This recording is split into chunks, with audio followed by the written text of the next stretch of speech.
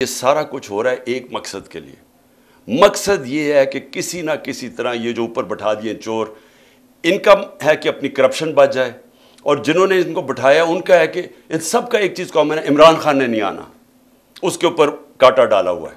اب اس کو روکنے کے لیے یہ ساری حرکتیں ہو رہی ہیں، یہ جو ہیومن رائٹس وائلیشن ہو رہی ہے، یہ صرف ایک مقصد کے لیے۔ یہ مجھے جو قتل کرنے کی کوشش کی وہ اس لیے تھی کہ پی ٹی آئی کی پاپولیرٹی بڑھتی جا رہی تھی، مقبولیت عوام میں بڑھتی جا رہی ہے، اللہ کا کرم ہے، لوگوں کے دل اللہ موڑتا ہے، تو وہ جتنی اوپر جا رہی تھی، اور بائی الیکشن میں 37 میں سے 30 ہم جیت گئے، تو اس وقت انہوں نے پلان کیا مجھے مروانے کا، دینی انتہا پسند کے لیے۔ مجھے پتہ ہے کون ہے بیچ میں، مجھے پتہ ہے وہ آفیسر اس پہ پوری طرح ملوث تھا، مجھے پہلے سے پتہ تھا، میں نے بار بار آپ کو کہا، میں نے 6 ہفتے پہلے بتا دیا تھا کہ انہوں نے کیا کرنا ہے۔ اس کے بعد انہوں نے وہ اٹیمپٹ کیا، اللہ نے بچا لیا۔ پھر ساری ایویڈنس انہوں نے ختم کی،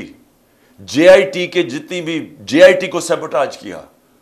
اور میں بار بار کہتا ہوں کہ اگر یہ ملوث نہیں تھے تو کون تھے؟ اور یہ اتنے طاقتور تھے کہ ہماری پنجاب کی گورنمنٹ تھی پھر بھی ہم بے بس تھے،